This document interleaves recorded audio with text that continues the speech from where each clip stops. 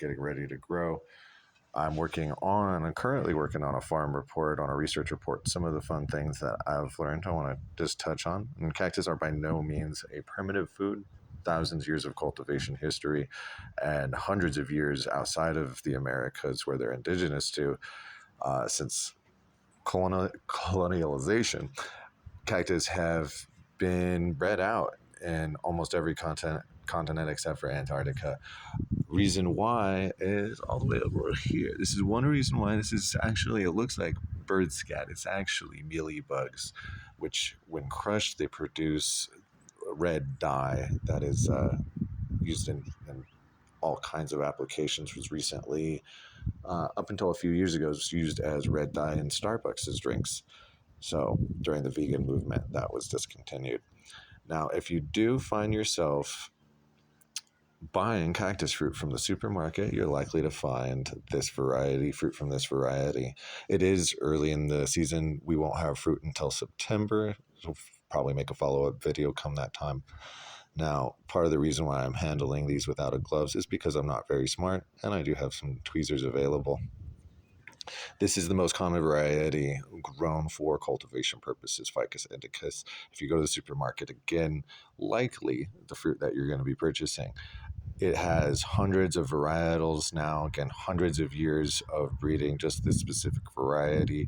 You'll have dozens of unique fruit cultivars unique to just southern Africa, as well as this is also the species that produces bastardoni fruits, nativized or naturalized to Sicily.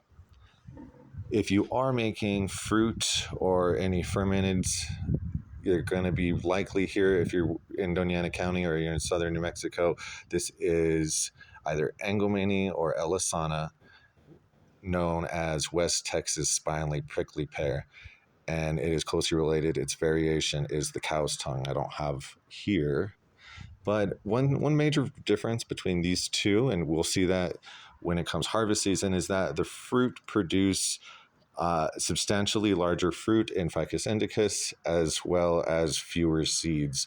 You'll find a lot more seeds in the Elisana. And speaking of that is why I have this here. This is a common ornamental, but it produces some beautiful fruit known as Ravina fruit. This is a Pancha elata, and that is native to either Brazil or Peru. The fruit produced by these plants are smaller than both the Ficus indicus and the West Texas prickly pear. However, it produces substantially less seeds, so there's probably some culinary benefit to having these around or working with them as a breeder, kind of hybridizing some of these traits that a lot of potential too. One other thing is these can be kind of difficult. You'll notice that with a follow-up video, hopefully we'll get some flowers out of these. A lot easier to differentiate when you have flowers that will become different colors, different varieties of purples, yellows, oranges. The Alata produces a more red purple flower. It's very beautiful, and you can identify this one a little bit readily more. It's more oblong, dark green in shape. I feel like I've been rambling now. All right, well, there's a lot to touch on about the nutrition and ecological applications for prickly pear.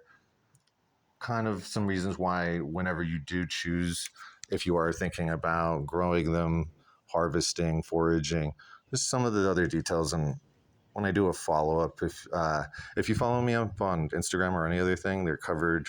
I usually do more written reports, so we'll kind of go from here, see what we can do in the future.